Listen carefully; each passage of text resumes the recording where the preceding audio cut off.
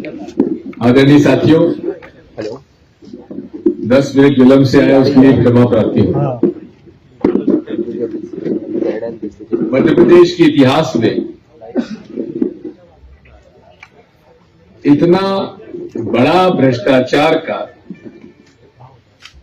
उदाहरण देखने को नहीं मिलता। जंगल में खड़ी एक कार से जो समाचार पत्रों में आया है वो मैं बता रहा हूं। 52 किलो सोना,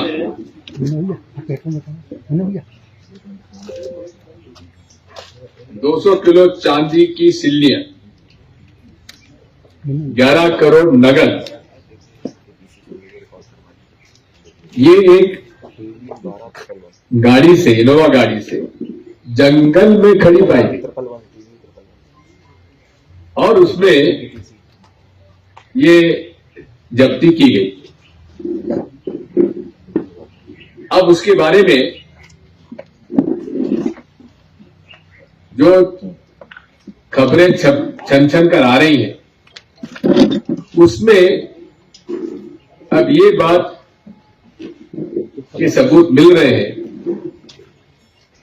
कि इसमें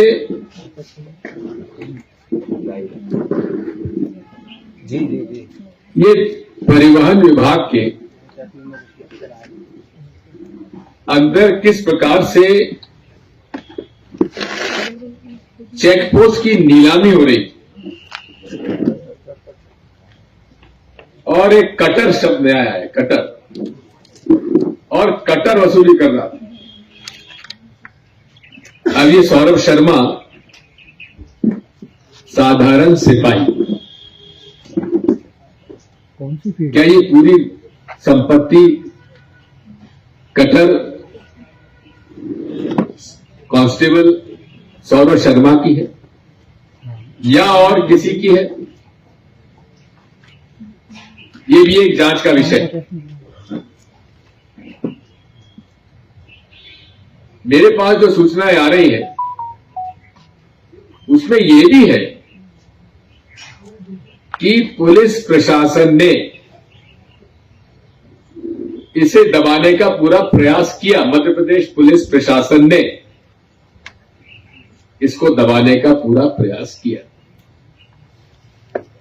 अब हालांकि लोकायुक्त और इनकम टैक्स का बताया जाता है कि इन्होंने जब्ती की है, लेकिन इसमें भी यदि इनकम टैक्स बीच में नहीं आता तो लोकायुक्त भी कुछ करने वाली नहीं थी। मेरी जानकारी है, गलत हो सकती है, मैं इसको कोई प्रमाणित मैं नहीं कह रहा हूं। ये जो जैसी खबरें आप लोगों के माध्यम से जब आती है, आप लोग भी हैं और कुछ और लोग भी मेरे मित्र लोग हैं जो मुझे सूचना देते रहते हैं, लेकिन कुछ नाम मैं बता रहा हूं जिनका कि स्पष्ट रूप से ये जानकारी मेरे पास आई है। इसका बैकग्राउंड थोड़ा मैं बता दूं। जब कमलनाथ जी की सरकार बनी थी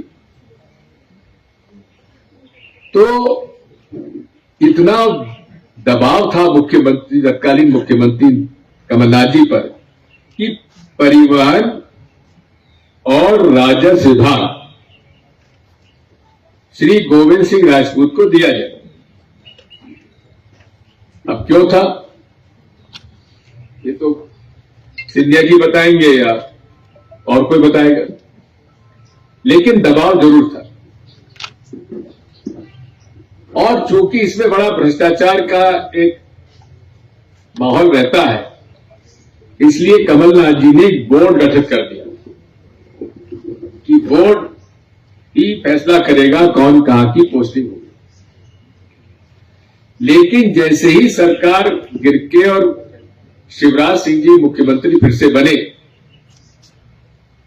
तो मेरी जो जानकारी है, सिंधिया जी ने दबाव डालकर बोर्ड भंग करवा दिया और पूरा अधिकार परिवहन मंत्री जी तत्कालीन गोविंद सिंह राजपूत जी को सौंप दिया।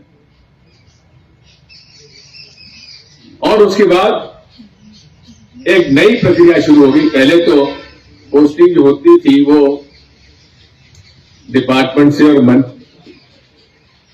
मंत्रालय से होती थी, लेकिन अब ठेका प्रणाली शुरू हो गई।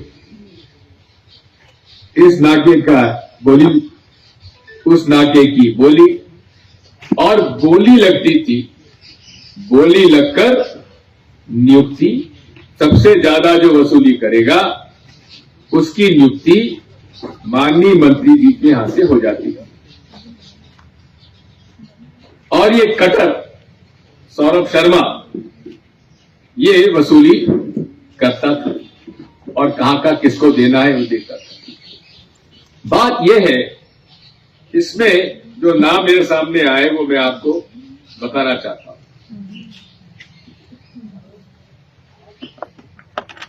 इसमें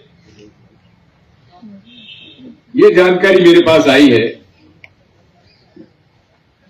सौरभ शर्मा के साथ संजय श्रीवास्तव, आरटीआई वीरेश तुमराम, पूर्व आरटीआई दशरथ पटेल, ये 4 लोग थे जो वसूली करते। अब ये बड़ा स्पष्ट रूप से मैं नाम सहित आपको सूचना दे रहा हूं। जी आपको लिख के दे रहा हूं मैं। श्री संजय श्रीवास्तव ये ऑर्डर इशू करवाते थे, और दूसरे थे आरटीआई वीरेश तुमराम, एक पूर्व आरटीआई दशरथ सिंह पटेल।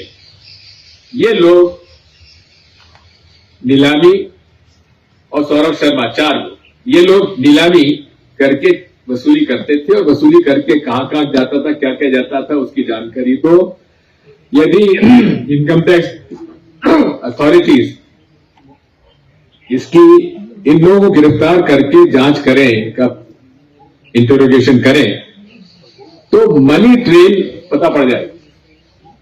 और मनी ट्रेल पता पड़ते ही prevention of money laundering act PMLA में गिरफ्तारी होना चाहिए। अब एक छोटा सा मनोज परमार के यहां तो ईडी पहुंच गई, उसके बाद कुछ है ही नहीं, लेकिन यहां करोड़ों रुपए कैश, सोना, चांदी, संपत्ति मिल रही है। इस पर क्या एनफोर्समेंट डायरेक्टरेट इसको संज्ञान में नहीं लेगा? मेरी मांग यही है कि माननीय प्रधानमंत्री जी से, कि आपने कहा था ना खाऊंगा ना खाने दूं। अब आपके 10 साल के कार्यकाल में एकाध किसी नेता को या अधिकारी को भ्रष्टाचार में कोई सजा आपने दिलवाई हो तो बता दीजिए। हमारे तत्कालीन पूर्व मुख्यमंत्री शिवराज सिंह चौहान का भी 20 साल के शासन में उन्होंने भ्रष्टाचार के प्रकरण में कहीं किसी को गिरफ्तार किया हो या केस चलाया हो, उस पर कार्रवाई की हो तो बता दीजिए। खूब खाओ, खूब खिलाओ और पकड़े जाओ तो हम बैठे तो हैं। इसलिए पूरे 20 साल में भ्रष्टाचार का आलम रहा और संपत्तियां, कूट संपत्तियां इकट्ठी की गई। अब जो जानकारी मिल रही है, सौरभ शर्मा जी आजकल दुबई में। दुबई एक ऐसा केंद्र है जहां पूछा नहीं जाता कि कहां का पैसा कौन का और कहां से आया और कहां लगाया, और वही एक प्रमुख केंद्र बन गया है इन्वेस्टमेंट का। मेरी ये मांग है माननीय प्रधानमंत्री जी से कि ये प्रकरण तत्काल इन्फोर्समेंट डायरेक्टरेट और आईटी को सौंपा जाए, लोक आयोग से भी इससे निकाल लिया जाए और case register prevention of money laundering act में करना चाहिए और इनकी पूरी संपत्ति की जांच होना चाहिए और इंटरोगेशन में पता लगाना चाहिए कि पैसा किसका है, कहां से आया, कहां गया, ये सारी जांच होना चाहिए। लेकिन इस सारी जांच में यदि ऊपर से किसी वरिष्ठ के देख रेख में नहीं हुआ तो ये केस दबा दिया जाएगा। इसलिए मेरी मांग है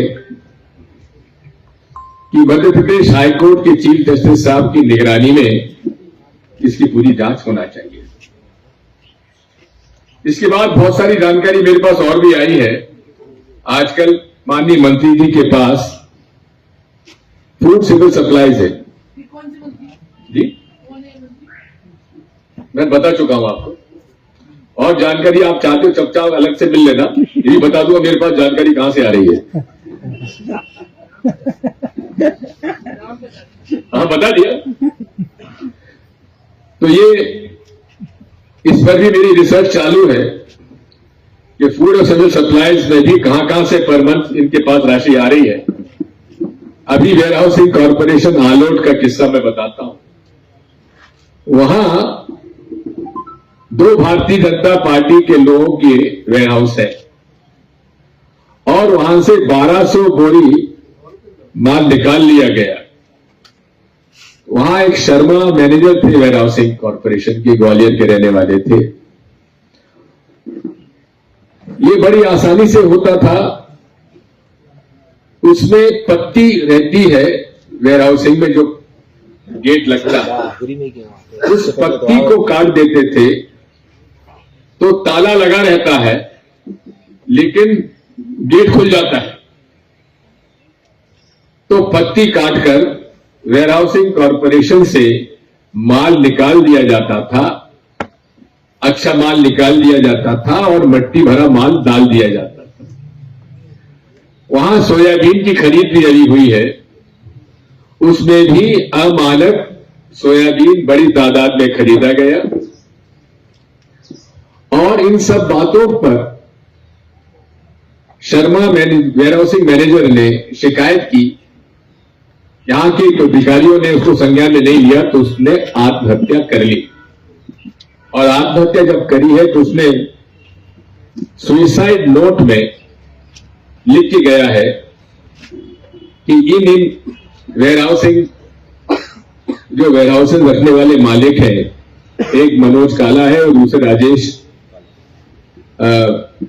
परमार है, ये दोनों के वेयर हाउसेज से 1200 बोरी निकाल ली गई थी और फिर ताला लगा रहा, सील लगी रही और उसमें कुछ रिप्लेस हुआ, लेकिन 450 बोरी अभी भी कम है जहां तक मेरी जानकारी। मैं परसों वहां आलोट में था। कहने का मतलब यह है कि पूरी लूट बची हुई है। कहते हैं कि राम नाम की लूट है, जनता से लूट, खूब लूटो, खूब खाओ, खूब खिलाओ और महीने का अपना बंधा हुई राशि जमा करते चले जाओ। साथियों, ये इसकी मेरे खुद के जो सोर्सेज हैं उनके आधार पर मैंने पत्र प्रधानमंत्री जी को भेजा और जो भी मेरे सोर्सेज हैं उनको मैं संपर्क में रहता हूं और इसकी मेरी जहां बहुत ज्यादा ऐसे प्रकरण सामने आते हैं उनकी खोजबीन करके रिसर्च करने के बाद ही मैंने आज ये प्रेस कॉन्फ्रेंस बुलाई है। इसका दूसरा अध्याय भी है, इनका रेवेन्यू मिनिस्टर जो थे तब का, उसकी भी जानकारी मेरे पास कुछ आ गई है, वो मैं एपिसोड 2 में आपके सामने प्रस्तुत करूंगा। धन्यवाद।